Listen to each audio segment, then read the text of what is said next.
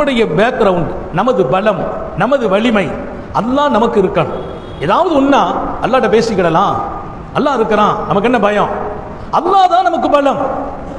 சாபிகள் அல்லாஹ்வை பலமாக ஆக்கினார்கள், நபிமார்கள் அல்லாஹ்வை பலமாக்கினார்கள். நேற்றைய தினம் நான் சொல்லி காட்டினேன், எனக்கு பிரச்சனை என்ற போது அல்லாஹ்ட்ட நான் பேசுவேன் சொன்னாங்க அல்லாஹ்வின் தூதர்கள். அதுதான் பெரிய பலம். அந்த மாதிரி அல்லாஹ் நமக்கு பலமா இருக்கணும். அல்லாஹ்ட்ட நம்ம பேசுற அளவுக்கு நமக்கு ஒரு மனநிலை அமையணும், நம்முடைய வாழ்க்கை அமையணும். அது எப்போ கிடைக்கும்னா அல்லாஹ்வினுடைய நெருக்கமான மனிதர்களாக நம்ம ஆயிரணும், அவன் நேசர்களாக மாறணும்.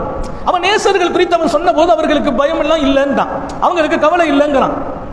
லா ஹவுஃபுன் அலைஹிம் வலா ஹும் யஹ்சனூன், அவங்க என் நேசர்கள், அவர்களுக்கு பயம் கிடையாது, அவங்களுக்கு கவலை இல்லை. இந்த ரெண்டு தான் இன்னைக்கு வாழ்க்கைக்கு தேவை. நான் வெற்றி பெறுவதற்கு, எதிர்நீச்சல் போடுவதற்கு, என்னை நோக்கி வரும் பிரச்சனைகளை நான் பேஸ் பண்ணுவதற்கு ரெண்டு விஷயம் முக்கியம். ஒன்னு, நான் பயப்படக்கூடாது, இன்னொன்னு எனக்கு கவலை இருக்கக்கூடாது. வாழ்க்கையில கவலை பல பேரை முடைக்கணும், பயம் பல பேரை மௌத்தாக்கிடும்.